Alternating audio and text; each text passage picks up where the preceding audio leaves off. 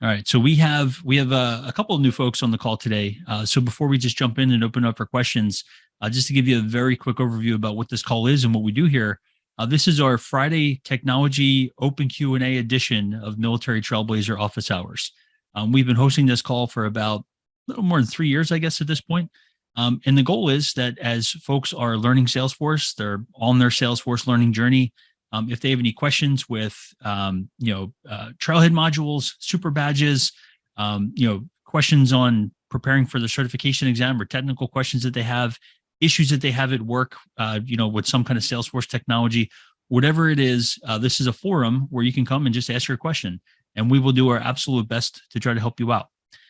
So with that, before I kind of jump into some items that I have from my side, we will open it up for questions. Does anybody have any questions that they would like to walk through today about anything? Well, I was going to ask you about the whole thing that I just mentioned, but since, you don't necessarily know the whole Slack integration thing very well, might not be a good question today. That being said, maybe what I need to do is talk to you afterwards, schedule a Friday where you can actually come and teach us all about that Slack integration with all the lessons learned that you have now. I think that would probably be the best thing that we can do here. Sure. All right. Awesome. Hey, Bill, I have a question. Sure. What do you got? So I'm trying to, actually, let me just share my screen real quick. Yeah, go for it. You should have permission to share. All right, are you seeing my field here? Yep. Yeah, so I know how to make a date field to make it 2 days into the future, skipping weekends and stuff like that with a formula. So I'm trying to get the time between 2 and 5, 2 days in the future. So let's say someone were to set the date for today, then it would be Monday between 2 and 5 as the next time the person needs to call. So I need a field like that. Is that anything you have any experience with? No, but I'm sure we could try to figure this out here. So essentially you want to grab a date sometime in the future, but then on the date time field, you want to make sure that that time is sometime between 2 p.m. and 5 p.m. Yes. Okay. Now, before I kind of jump in here and just start trying to figure this out, does anybody have any experience on this that has done anything like this that you might want to kind of walk us through it?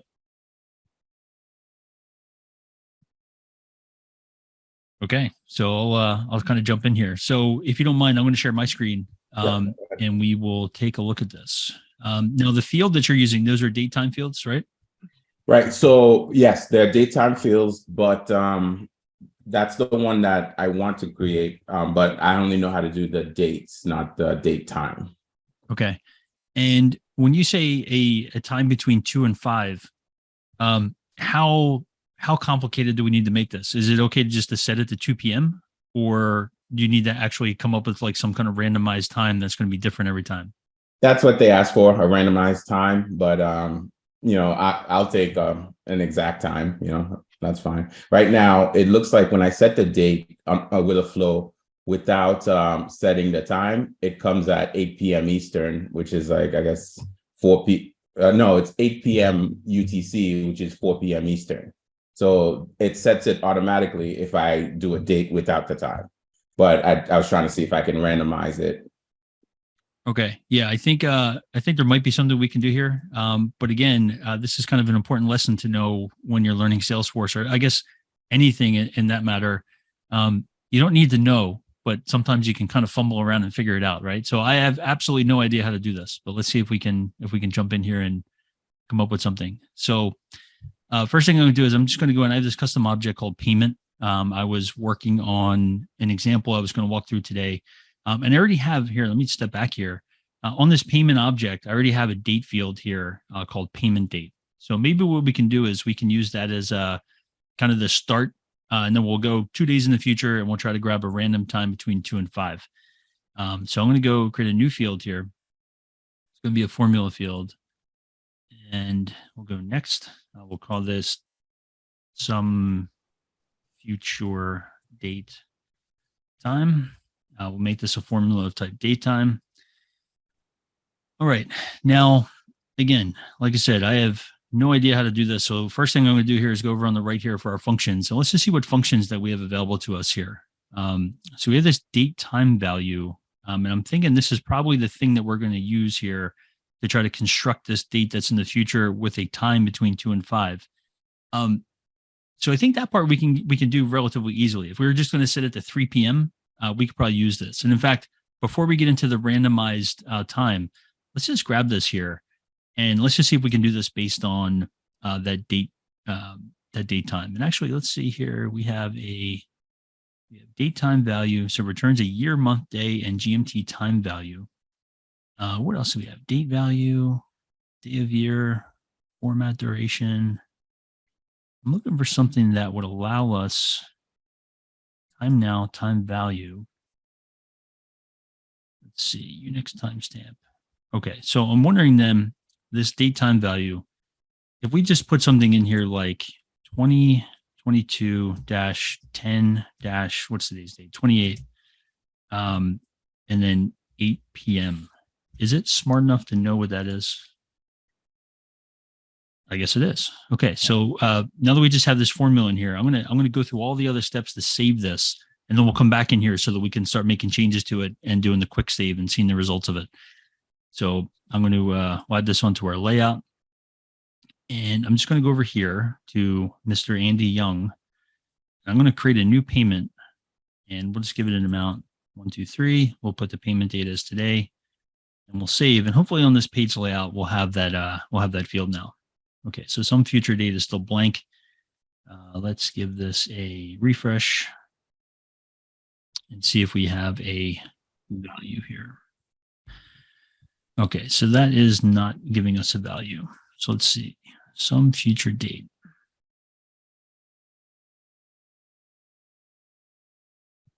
Okay. So I can get the date. It's just the time we can't get. I have a formula for the date. Do you want me to post that?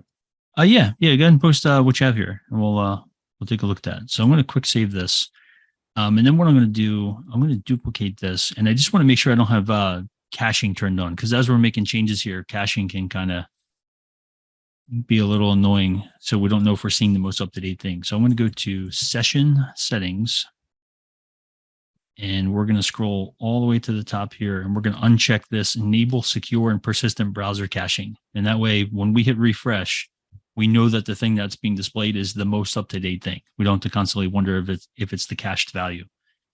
So I'm going to refresh here.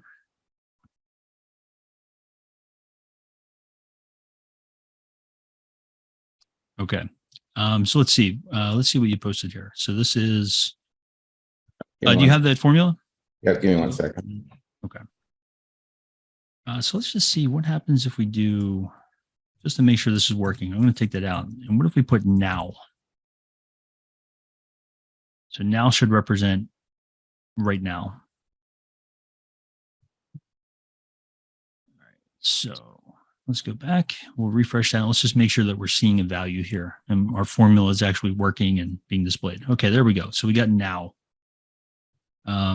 So now we need to. Chat. All right, let's see what you got here. So you got new date field minus date. Okay, so this is the date part of it, but not the date time part of it, right? Right. Okay. All right. So I don't know why Salesforce gets weird when we save our formula, but I'm just going to refresh the screen here. Okay, so let's put back in what we had here. This was that's the one that you shared here. I'm going to pause because I learned my lesson last week and pasting my passwords. Let's not do that again. All right, there we go. So we have this is the formula that we're using, and let's just take a look at. We go back to our date time value. Let's go to help on this function, and let's see what we can do here. Paige, you have your hand up. Was that from before, or is that a new question? I will have a question afterwards. Okay, gotcha. All right, so let's see if we can quickly figure this out here. So using date and time formulas, what I want to see is if we can find date time value. Okay, so you can convert a date value to a date time value using date time. Okay, so that's not exactly what we want to do. We need convert between date and text. Today's date is, that's the one that we need right here. Date and time in text, but we need to go the other way. Convert a string to a date time value, use date time value, passing in a string. Okay, that's what we were looking for right there. Okay, so I had the wrong format of this. So if I paste that in here now, and then we just fill in the blanks, 2022, month 10, and day, say 27, and then say 20/00/55. Okay, so let's save that. Make sure that's coming through. And if that works, then I think I know exactly what we need to do to get your random time here. So if we go back here and I refresh now, that formula should show absolutely nothing. Are you kidding me? What's going on here? What is going on here? There was a double parenthesis. I'm not sure if that quotation. Not sure if that was a. Oh, there you go. Okay, you passed the test. Thank you. That's good. All right, so let's go back now and we'll refresh this. And let's see if that's working better now. There we go. Okay, so now we got that. It's showing 1 p.m. I'm guessing this is a UTC time, so we'd have to take that into account. But now that we actually know how to take a string and turn it into a date time value, what I want to look for now is the random part, right? How do we get something randomized between 2 and 5? So I'm hoping that somewhere in the math function, maybe there's a like a random function, or maybe something that's like we can do modulus division based on the current time, something like that. So I see we have this mod function. We could probably look at that. So in other words, if the value gets created now, we'll do a modulus division to get a remainder that's between 2 and 5, and then that's what it's going to use for our hours. Okay, so to say that, or to actually put this kind of in practice, let's see if we did something like, let's see. Okay, so this is going to be date time value. We're going to have the date. We'll just hard code for right now, but then we will space this out. We'll do concatenate. We're going to have some value that we're going to put for the hour, and then we're going to concatenate the minutes and seconds as just 0 and 0. All right, so this is the thing that we're working on to try to figure out what's a random value that we can use between 2 and 5. So if I were to throw that in there, we have to, for this modulus division function, basically it's just giving us the remainder. We need to give it a number and then whatever the divisor is going to be. So let's just say that we wanted if we wanted 2 and 5, could we do modulus division of 7 and subtract 2 or something like that? I don't know. Let's figure this out. So let's just put a 5 in there for right now. And then the number is going to be the current time, the hours from the current time. So if we did, and actually let's do seconds. That way it's more randomized. Second of day. So we're going to say the second of now. Whenever I use the now function, I think of the scene from Spaceballs, but that's just me. All right. Is now. Okay. So again, these things I have absolutely no idea if this is going to work. And I think there's actually, so if we get a number that's just a single digit, we might want to use another function in here called rpad. Actually, we want lpad. So we want to throw a 0. If it's a single digit, we want to throw a 0 in there. So if we just did lpad, what is this here? So the text is going to be this, and the pad string is going to be a 0. Okay, and we'll pause once we get through all this, and we'll kind of explain this. Let's just see. Let's see if that works here. Expected time, received date time. Okay, so how do we convert a date time into just a time value? Time now? Let's go with that.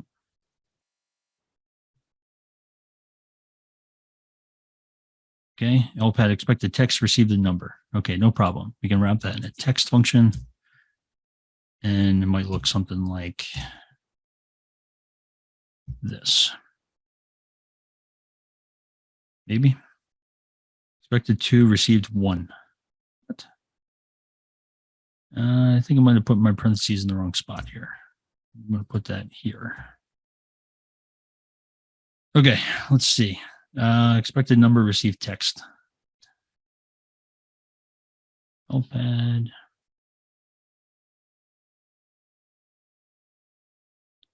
Okay, clearly I'm not,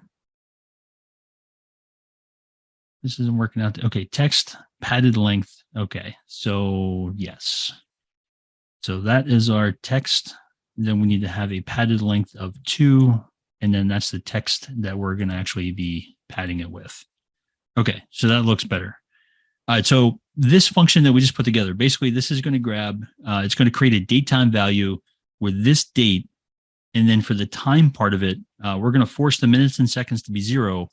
But the middle part, the actual hours, our goal is to take whatever the current seconds are right now. And we're going to try to figure out just a randomized number between, basically that's a divisor of 5. And then we're going to see if we can just drop that into the hours. I'm guessing that this is maybe not going to work, but let's see what happens here. Okay, so it just grabbed the random time of 1 p.m. Now, because this function is using that mod, I'm thinking that if we refresh here, that time is going to be randomized to something else. Let's see what it comes down to. Okay, now it's 9. Let's see, it's still 1 p.m. Refresh. I actually save this. Or did I just do check only? Let's save that. Okay, refresh.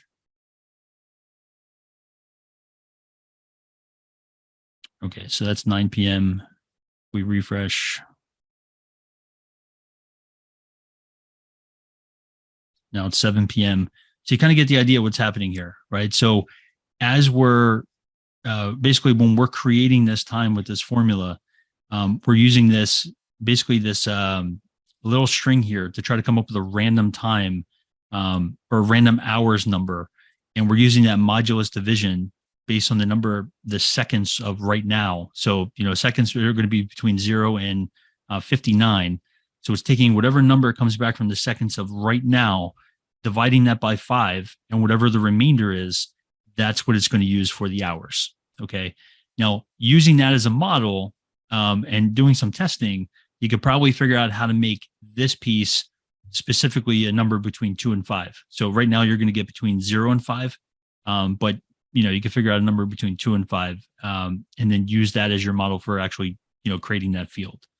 Yeah, absolutely. Thank you. Yeah. Again, that's a little bit of a strange one, but I think this might point you in the right path to get that randomized number. Yeah. Thank you so much. Yeah. All right. So let me stop my share. And thank you all for indulging me as I fumbled through all those formulas here. So I'm going to throw that in the chat. That formula. There you go. Okay. So any questions on that crazy formula that we have to put in to put a random time? Okay. That was cool though. Like I never would have considered that was a thing. Yeah, anytime you want to try to get a random number, that modulus division thing that comes in handy. A lot of times you might find in Salesforce functions, I don't think that they have one, but a lot of programming languages, Apex included, have like a random function that you can call like a math.random, where you can give it some parameters and it'll spit out a random number whenever you need it. But if you don't have that, finding something that changes often, like the seconds of right now, and using modulus division, that's a good way to get a randomized number. And then you just have to do a little playing to try to make sure that it's between, 2 numbers. So, okay. All right. So Paige, I think you had a question. Yeah, so I've been postponing my certification exam, and I've reviewed the practice exam on Focus on Force, and as well as the 30-minute practice test through Salesforce. Yeah. And I feel like the moment I know like an area really well, I forget what I learned before that. So I'm wondering if the team here has any like solid helpful advice, because I don't think I can postpone anymore. I need to really get it down next month in November. So any tip would be great. Yeah, Bill, you got a point there? Oh, yes. Those of you who've been on here for a while know my struggle with this test. I've now taken it 7 times. I have not passed it. It's hard. It's hard. It is really hard. It's really, really hard. So don't understand that it's really hard. You're kind of on the right path, though. You might have heard the theory that to get good at something, you have to do it for 10,000 hours. I had somebody who I took a class with said that this exam takes 10,000 clicks. You got to open an org. You got to play around with it. I like to do focus on force. I like focus on force in one tab and instance on the other tab.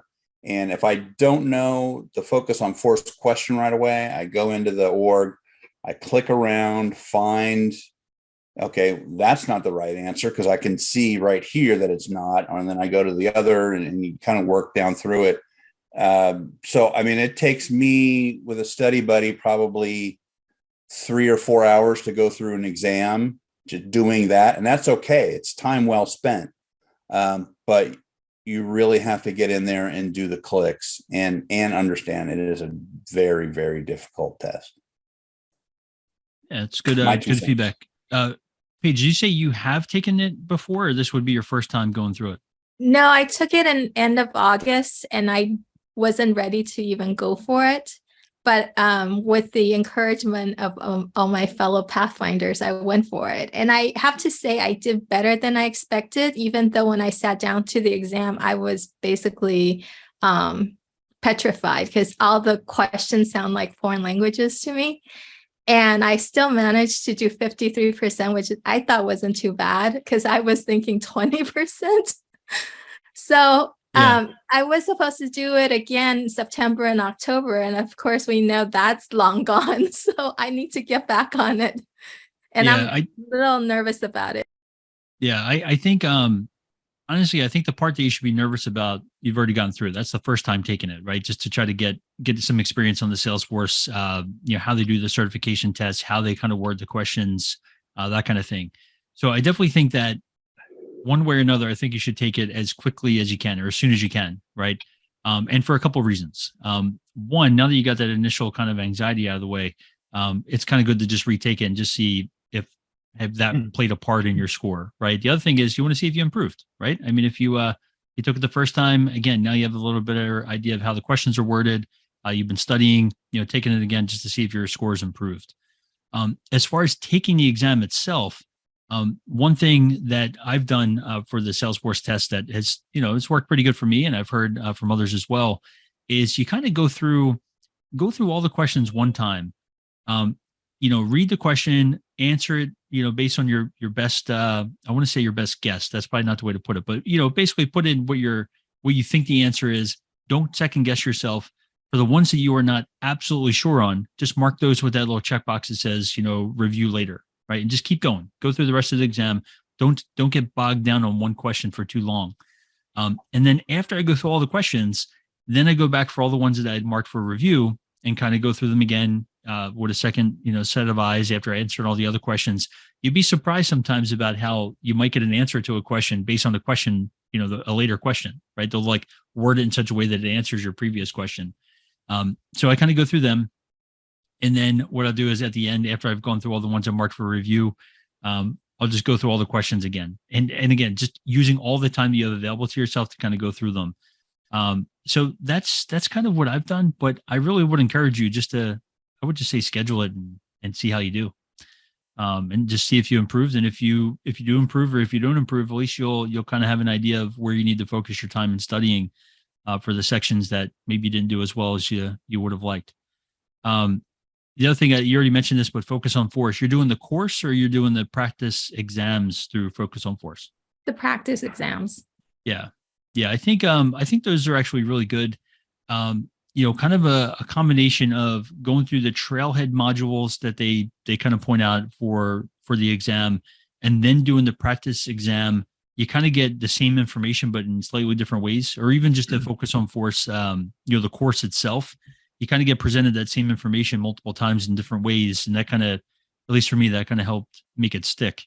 And then to Bill's point, everything that you're learning or that you're going through and studying, there's definitely no better way to make that stick in my head than actually get my hands on that piece of functionality and just do it myself, right? So in a dev org, that definitely helps. But long story short, I would encourage you just to take that exam as soon as you can and just at least get a beat on where you're at with if whether you improved or if you're staying the same or whatever it is. But at least you'll know if you take it. That makes sense. Thank you all. Yeah, just to add, if you're using the focus and force, I would just test all the sections. When you get to around 80%, 85%, go for it. You're ready. And another way you could do it is, if you want, you can, it's a lot of work, but I type in the questions manually into the Quizlet, and I'm constantly on my phone when I'm walking, traveling, waiting for my kid or something like that. I'm studying. Wow. And the other one that's the other thing is, if you have a Mike Wheeler or something like that, or there's Terry Tidbits online on YouTube, they go through it. And if you go through it, if you have two monitors, you do YouTube, and then you go into your org and really go in and understand where those answers are, is a good thing. Another thing is just test taking, process of elimination. Learn to try to eliminate for sure like one or two of the question like answers, and then focus on a three, and then go back, like you said, mark it for review. And that's what I would do. And then I would quickly, if you fail, study for like 1 or 2 weeks, go for it again. Because as soon as you remove yourself in 1 or 2 months, 3 months, 4 months, everything that becomes like less and less, and your chances of just passing is just going to get harder. So those are my quick tips. Thank you. Hi, this Julia, is Karen. Go I ahead, have Erin, a quick. Hi, I have a quick tip as well. When I failed the admin exam the first time, I cried for a while. Like I cried the whole way home. I cried for several days because I felt like a complete failure. This huge endeavor I put everything into, and I messed it up. That's how I felt. But then as I started investigating and talking to people, I realized I was actually a member of the Cool Kids Club because everybody has failed at least one exam. And I felt like, oh, okay, so if it was easy enough to pass, then I don't want to be an admin, because if the bar is that low, then there's really no point in even trying. So it felt good to know that I failed and lots of other people have failed too. It just means fail better next time. Mm-hmm. Yeah, no, that's a great point. I mean, it's you're definitely not in you definitely have company, put it that way, if you haven't passed it on the first try. And just kind of go back to what Julia had said, I think that's a great point too.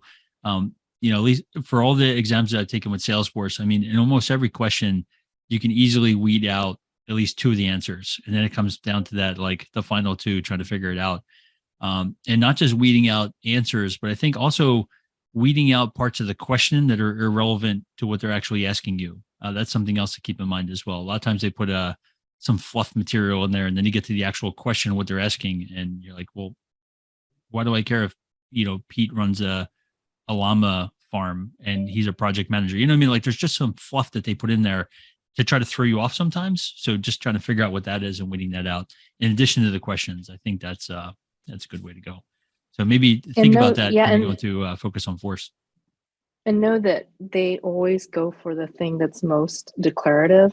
They're not going for the complex. They're going for what's the best way to do this inside Salesforce. So just know that the intent is that's the answer they want. Good point. See a question in the chat from Rick. What is Focus on Force? So Focus on Force is a unaffiliated to Salesforce kind of training company. I don't know what you call it. It's a website.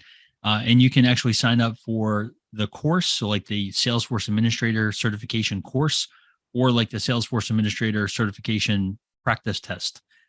So basically, it's not going through Trailhead. They have their own kind of training modules you go through with videos and examples and that kind of stuff. So it explains all the content from that exam. And then they have the practice exams where it's not just like a giant exam that you can take a couple of times with all the same questions. They actually have it broken down by section. So what I usually do is for Focus on Force, I'll go through the main exam, so the full exam one time. And then for whatever sections I scored the lowest on, I might restudy that section, and then I'll take just that section of the exam again. And like somebody mentioned, work on getting that up to a certain percentage where, passing percentage. And then I might go through and try to take the full exam again. So really good resource. And if you are a veteran or military spouse, there is a discount code that if you fall into that bucket and you want to reach out, I'd be happy to share that with you. All right. Well, I look forward to our call next week, hearing your passing score on the admin exam. So Give me a 2 weeks. okay. All right. Well, I will definitely write down a reminder. I will ping you about it and see how you did. So. All right. Cool. Any other questions that anyone would like to walk through for today? Open it back up. Jason, I see you have a hand up. Yeah, thanks. I just have a quick general question. I by the way, I also just did the Salesforce Cert exam recently, so it's really hard. Don't be discouraged. But anyways, when I was actually doing a lot of studying on Trailhead and Focus and Force, there was still quite a lot of info about like workflow rules and process builder. But as I understand, those are getting totally phased out, I think, right? And so I was just wondering, for people that are actually currently in the field working as admins or business analysts, are those really pretty much just dead carryovers that aren't being implemented anymore? And the reason why I'm asking that is what I mean, like for someone who's new like me, should I even focus on spending time working on workflows and process builders? Are those still relevant in the ecosystem right now or no?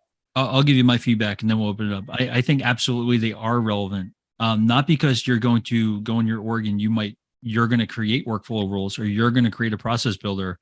But if you get hired at a company that has been using Salesforce for 10 years and they have a backlog of 100 processes, in their process builders, and again, 10 years worth of workflow rules, understanding that functionality and, how it works, how it interacts with all the other automation, and basically be able to maintain that and or be able to migrate that to a more supported mechanism like flows, that's going to be important, right? So it's not just about what's being created today. It's what's been created for the last 10 or 15 years that you have to maintain within that org that you get hired into. Anybody else have any thoughts on that? I kind of mentioned this in the chat last week because I think we had a similar conversation last week. There's a lot of companies that didn't get the memo or haven't taken action yet on the memo. And so if you're a consultant or even if you get hired by a company, I think there's a lot of opportunity, basically free money to help companies convert workflows and process builders into flows. I've had multiple companies pay me to do it. Some of them have been extremely simple. So that could be another opportunity. Until they're fully gone, I think there's still a benefit to knowing both so that you can make the conversion. That's great feedback. That makes sense. Thank you. Yeah. No, just one final point on that, Jason. Knowing that technology so that you can support existing workflow rules and process builder, that's good. That being said, I would say that I can't think of a single use case where you should be creating those things for new use cases. In that case, that's where you definitely want to lean towards flow, or if it's too complex for that, for things like triggers. But I can't think of a use case where today you would need to create a process builder for anything. So definitely a legacy piece of automation that you can support, but I wouldn't suggest creating any new. I would agree with that. I would also add, though, that it's still going to be tested on the test. So you do need to know them and how they function. They're probably similar to flows and like created and edited. Those kinds of questions will be asked, but you definitely need to know how that feature functionality. And also say that even though they're ending life on it, it takes them a while to actually, really do it because they know there's a lot of legacy. And so they still have to support it. They just net new don't want you to create anything in those features and functionality. They want you to move towards flow. Yeah, I'll look forward to the day where they just turn off the new button. That would be a step in the right direction, I think. So they at least threaten you now when you create a process builder. They at least have that message, that banner up there that says, "Are you sure you want to do this? Like you really should be using Flow." So, all right, yeah. So let's we'll open it back up. Any other questions that anyone would like to walk through today?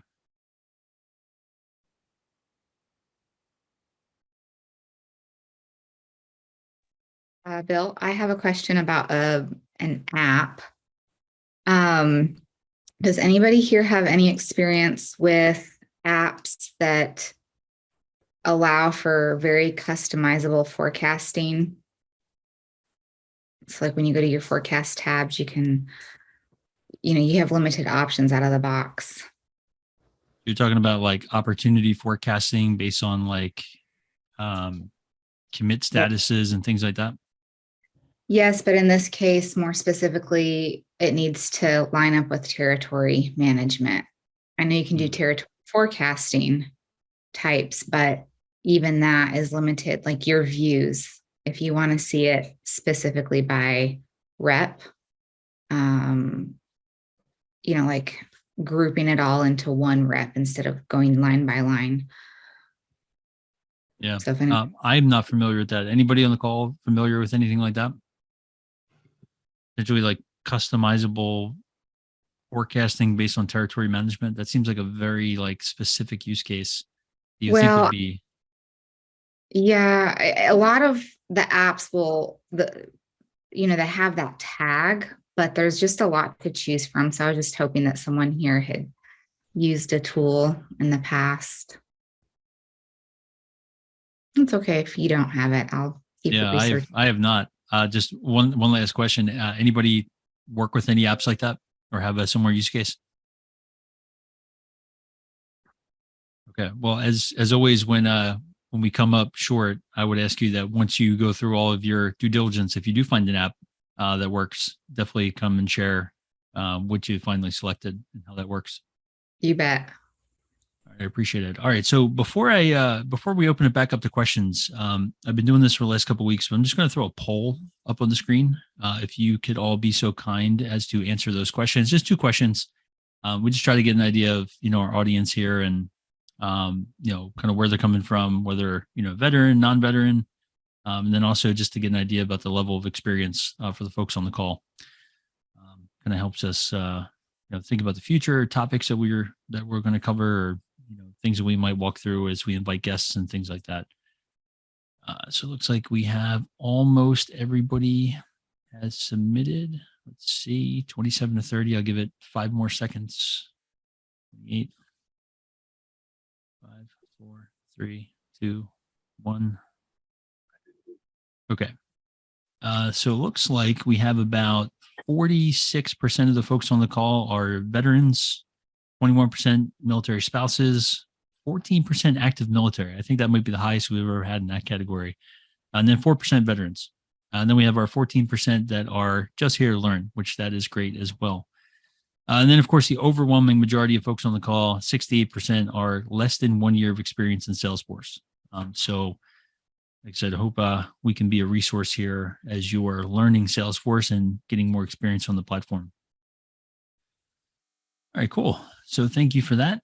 Let's open it back up. Any other questions that anyone would like to walk through today?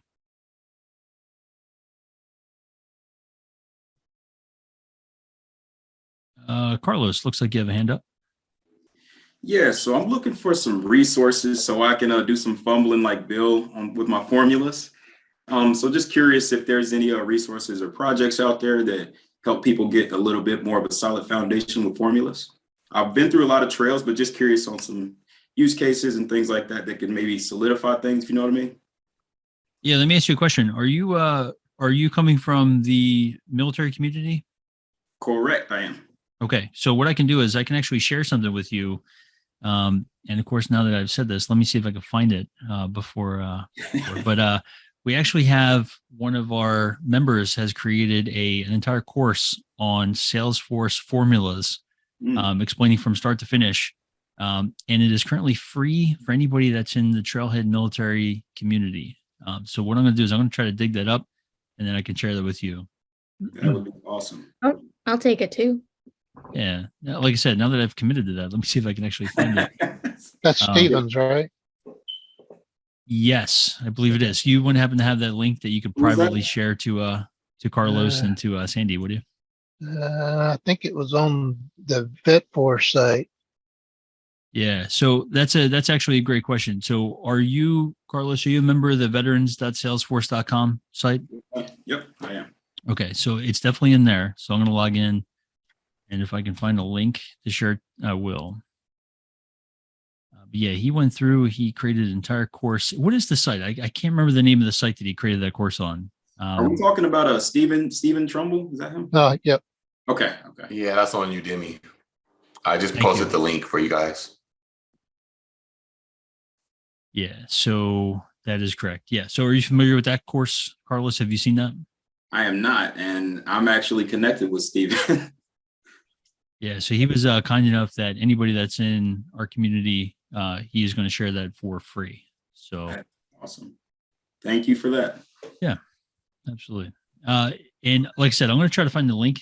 But if just see it, I'm going to look This in may one be place. I just copied something. Oh, thank you. That may be it.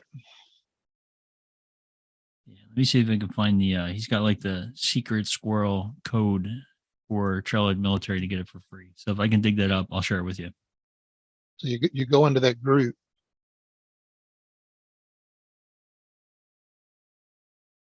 Let me just see real quick. Steven's not on the call, is he? No. Let's see. Omni Studio, Service Cloud. Okay. Yeah, I will dig it up and then I will share it with you. I put it in the chat. Oh, you put the link right to the post. Okay.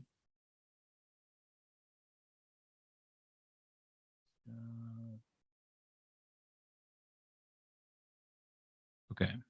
So that is the link to the office hours group, but I don't see. Oh, there it is, Stephen.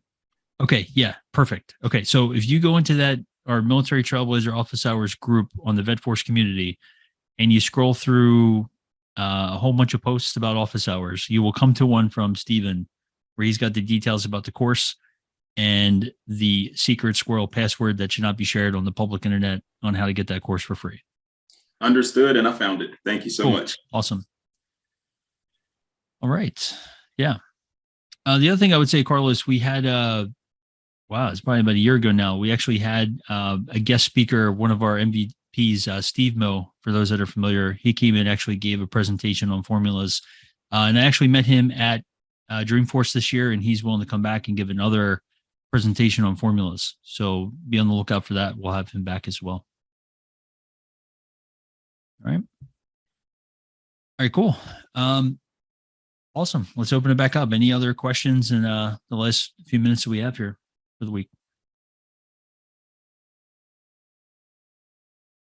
Hey, one thing I'll say about the formulas, there's something to be said about kind of doing what we did today, where you just create a formula field for whatever type that you're trying to create, put it on a layout, put that on your screen on the left side, put the formula editor on the right, and just start messing around with all the different functions that they have in there. Usually 90% of the time when I'm trying to create some kind of complex formula, I don't have any idea how to do it, going into it. And it's just a matter of kind of trial and error, taking that super complex thing and breaking it down into the logical pieces and just kind of figuring it out as you go. So nothing wrong with that. Just kind of, dorking around with it and seeing the results in real time and, keep going from there. So, all right, cool. Gordon, I see you have a question. This may be very trivial for most of the members here. I just learned something called power of one, but I still don't know why it is working that way. And because to me, using a summation as a formula, it should add everything, but why is it only adding unique object? So I'm just wondering if someone can share more info about that. Yeah, absolutely. So before I kind of fumble through answering that question about the power of one formula, is anybody super enthusiastic about that wants to kind of share what it is, how it works before, like I said, before I fumble through it? Does anybody know what that is? Has anybody ever heard of it? Thumbs up if you have your camera on, if you've actually heard about it.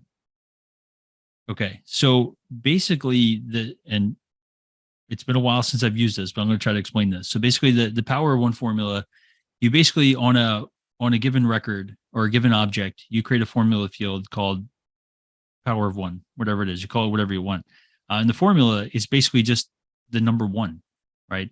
And And what that allows you to do is if you're going to generate a report and you want to know how many unique records of that type are being displayed on the report, even if the report's being aggregated by a certain field, you can use that, grab basically the sum of that field, and it's going to pull back just the sum of unique records underneath that report. Now that's a mouthful when you say it out loud, but I can kind of show you an example of what this might look like. So let me jump into Salesforce and let's see if we can kind of demonstrate what this is. Now, let me hide all my secret stuff. I want to give away Steven's secret password here. Okay. All right. So let's go back to this payment object that I was working on before. So if we have this guy right here, I'm going to create a new formula and we will call this whatever. I'm going to call this power of 1. And we're going to make it a number with 0 decimal places. And for the formula, we're just going to put the number 1. Now, you might not even need this anymore, but I'm going to show you. We'll go through the example of what this is, and then we'll go to the example of why you might not even need it. But I'm going to add that onto the layout. So now we have that. And then what we'll do is let's go back to our contact record. I have here, let's see. I think for this contact, I had 1 payment. So what I'm going to do is I'm going to add a couple other payments here. We'll do 333 on whatever date. And then we'll do something else on some other date and save. Okay. And then just before we jump over to the report, I'm going to grab somebody different. Let's go with Jane Gray. And I'm going to create a few other records here. So we'll do, well, that's probably too big. Let's do 222. And then just we'll do one more of 555 on some other date. Okay, so now we have a bunch of payment records. So if we go over to our report now and we create a new custom report, and the type that we're going to want to use here is going to be payments with contact. Okay, so let's just say that we wanted to know the total amount of payments by contact that we've received, for each person, right? So let's just say that, get rid of all of our filters here. Let's do all payments, apply, and we'll let in Gabrielle. Okay, and let's turn off this disable preview thing. Okay, so now if we look at our fields, we have our power of 1 formula, we got our payment date, we got our amount. So let's just say that we're going to let's group this report by contact name. I don't know if we have a full name field. Let's see, full name. No, let's do it by last name. So contact last name. And I just want to know the total amount of the payments. Okay. So this will give us a total amount. If I hide the details and we hide our row counts here, actually, I'll keep the row counts. You can see here that we can see the total payment and we can see the count of rows. Now, this is the part where I was thinking that maybe the power of 1 isn't needed anymore, because I believe we can actually get the number of unique records through a formula now. You don't necessarily need to have a formula field created. You can do it right on the report. But you can see there's that record count. And if I were to throw in this power of 1 field here as well, we should be able to get the unique count of those payment records. So I think where it really comes in handy is where you have a report type that's got like contacts with payments with something else. And when you want to get that row count of, whatever level of that report, just by grabbing the power of 1 field and dropping it on from that specific object that you want to get the unique count from, that's what you would use it for. But again, in this case, where it's a simple example, I think the row count field is going to be the same as the power of 1 column that we have here. But long story short, when you add that field here, it's going to give you just the number of records, the number of unique records of whatever object that field is a part of that you added to the report. So, like I said, I don't know if it's really helpful anymore, just because I think that Salesforce actually has formulas that you can use instead of that now. Yeah, I remember seeing something called unique. Yeah, so if we added here, let's Is that a summary formula? Like I said, it's been a while since I've looked at this, but there should be a think function in it's here. in Spring 20 release notes, the count unique values and report. It's GA now. Okay. So is there a specific function that they have for that? Yeah, you have to right click on it on the opportunity, or like let's say an opportunity name. They still show this an example, and then hit unique count before you do the grouping. Where would you do that?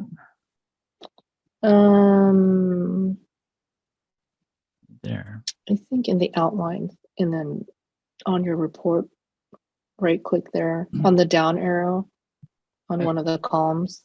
I think you have There's to this- undo detail rows to get to it. Yeah, you have to undo the detail rows, and then to click on the down arrow. Oh, there you from go. Okay. There. Mhm. So show unique count.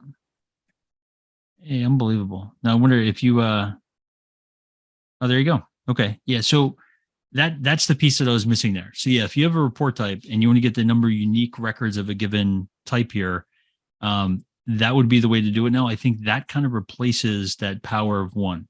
That being said, like I said, it's been a while since I've looked at it. So there might be other use cases where that power of one comes in handy. But in this case, you know, as long as you put on one of the fields from that object that you care about, specifically like maybe the name field or an ID field or something like that we know is going to be unique, you can then, you know, hit that drop down, you know, put that show unique count, and then you should have that field. And even if you take away the detail rows now, you got that unique count right there. So yeah, I think power of one, that was something that was used a while back, but I think there's better ways of doing things now than to use that power of one formula. Thank you very much. Yeah. But Gordon, as always, as you kind of dig into it a little bit more and you learn more about it, if you find a unique use case where you have to use that, I would definitely love to have you come back and kind of share that as you kind of dig into it. All right. I tried using that for something. I want to say I was trying to use that specifically like in a formula to create an additional column. And that's what I was trying to do it for, but I never was able to quite figure out how to get it to work in that sense. And it was a while ago, so I don't remember specifically, but I do know I used that power of one, but it wasn't like as like a row count or anything like that. It was trying to pull additional information out and taking advantage of it that way. Yeah. Yeah. And I here's, think, Bill, I was gonna say, I think the concept was actually like on the parent record, because if you like the example you just gave of payments with contacts, that what the report wanted to do is total up the contact records, right? It wants to count up the contact records. And so by putting the unique count on the parent, then that's like a number that you could that you could add up instead of just the child records, which is what it wants to calculate as the totals on the report.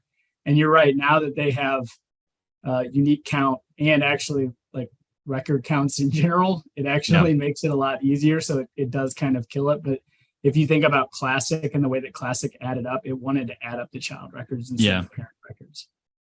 Yeah, no, absolutely. And this was the piece.